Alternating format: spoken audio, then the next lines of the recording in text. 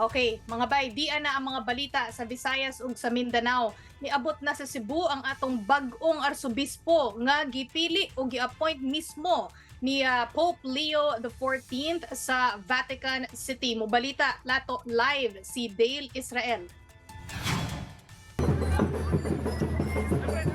Sayaw sa mga sinulog dancers.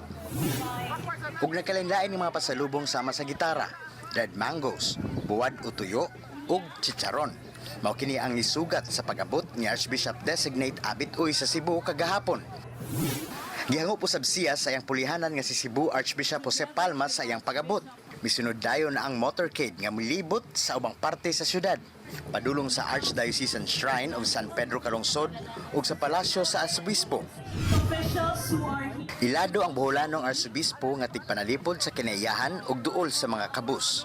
Nga si Pope Leo XIV ang nagmando nga mamahimong Arsobispo sa Cebu.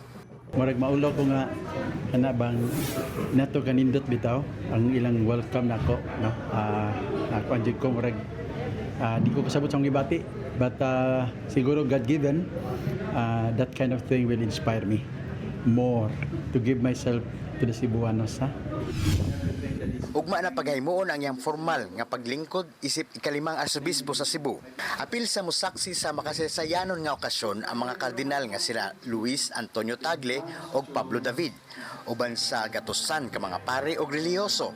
Sa dakbayan nga gitahod isip lingkuranan sa Katolikong pagtuo sa Pilipinas. Dale Israel, One News Cebu.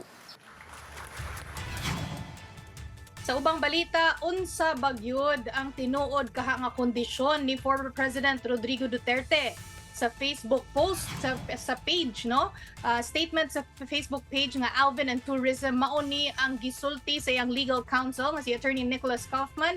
Quote, "The former president has reported to me a couple of incidents when he fell in his cell. As a result of one of these incidents, he lost consciousness and was evacuated to hospital where he was assessed for cranial and brain injury." Ang daotan mga bay, wala kuno ni report sa defense team o sa pamilya sa real time. Dugang pa niya kahibalo na bahin ani ang Marcos administration. Unya kunuhay nag-welfare check sila sa former president. Morule na kuno ang korte kung gitago ba kuno sa publiko si Digong sukad sa iyang pag-surrender o kung mahimo pa ba siyang magpadayon nga ma-detain. Matod pa ni Attorney Harry Roque, siya kuno ang nisulti sa pamilya Duterte sa nahitabo sa former president. Base kuno na sa interview niya sa usa ka empleyado sa ICC. Ingon pa Sabi sa akin ng empleyado, hindi daw routine check-up yon. Nahulog daw si Tatay Digong habang naglalakad, tumama ang ulo.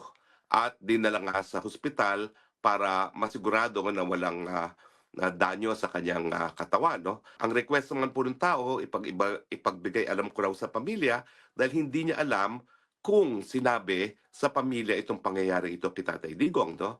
At ako naman po ay sinunod ko yung request, pinarating ko po yung impormasyon na yan kay VP Sara.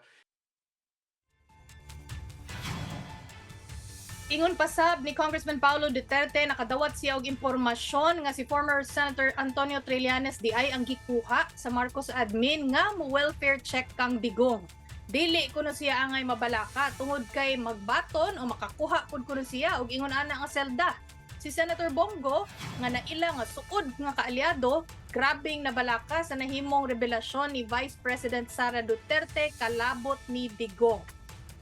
Sana po'y gumaling po si Tatay Digong. Ipagdasal po natin ang kanyang pagaling sa lalong madaling panahon. Kung nandirito lang sana siya sa Pilipinas, masasamahan ko siyang magpa-hospital, masasamahan ko po siya magpa-check up kahit anong oras. Mga bay, magkuyog na sa taugma para sa mga balita sa Visayas ug sa Mindanao. Ako si Chicky Verhel.